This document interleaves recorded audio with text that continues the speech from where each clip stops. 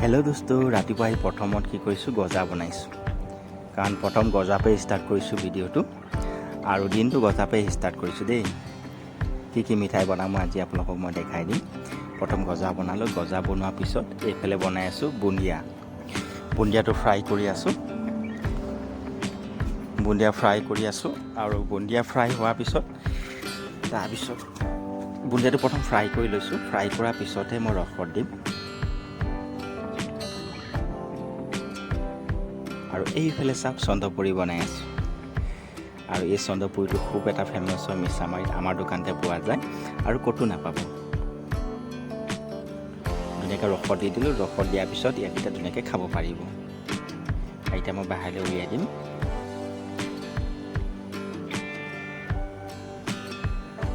দেখিছেন, এনেই বিনা চেনি বুলি ক'লে ডাইৰেক্ট ৰসত নিদিলেও খাব পাৰিব, কিন্তু চেনি দি খালে অলপমান টেষ্টটো বেলেগ হয়, খাবলৈ সুন্দৰ হয়।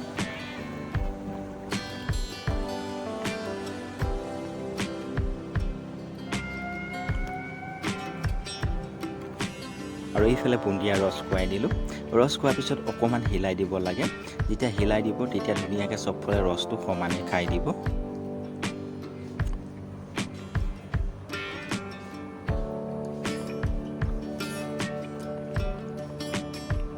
আৰু এইফালে ভুজিয়া বনাই দিলোঁ। আমাৰ যিটো লোকেল ভুজিয়া দোকানত পোৱা হয়, আৰু এই ভুজিয়াটো খুব এটা টেষ্টি হয় খাবলৈ। আৰু এইফালে গাখীৰ গলাই আছোঁ দেই। এইটো গাখীৰটো কিয় কাৰণে গলাইছোঁ, কালাগন বনাবলৈ।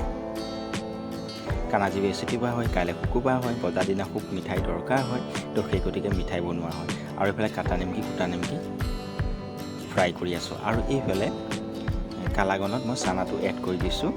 গোটা নিমকি কাটা নিমকিটো ফ্ৰাই কৰা হোৱা নাই, পিছত ফ্ৰাই কৰিম, কাটি পেলাই ৰেডি কৰি থৈ দিছোঁ। আৰু কালাগনটো ধুনীয়াকৈ কি হ'ব, হিলাই যেতিয়া টান হৈ যাব তেতিয়া ইয়াক ট্ৰেত ৰাখি দিয়া হয়, আৰু তাৰপিছত কাটি পেলাই খাব পৰা হয়। আৰু এইফালে কাটা নিমকি ফ্ৰাই কৰি আছোঁ। আৰু এইফালে ফ্ৰাই হৈ গৈছে কাটা নিমকি। কি মিঠা লাগে আপোনালোকে কমেণ্টত জনাব। সেয়া মিঠাই ৰেচিপি মই আপোনালোকৰ মাজলৈ দিম। আৰু এইফালে গোটা নিমকি বনাই আছোঁ। চ' আজিলৈ ইমানটো সামৰণি মাৰিছোঁ। জয় আই অসম।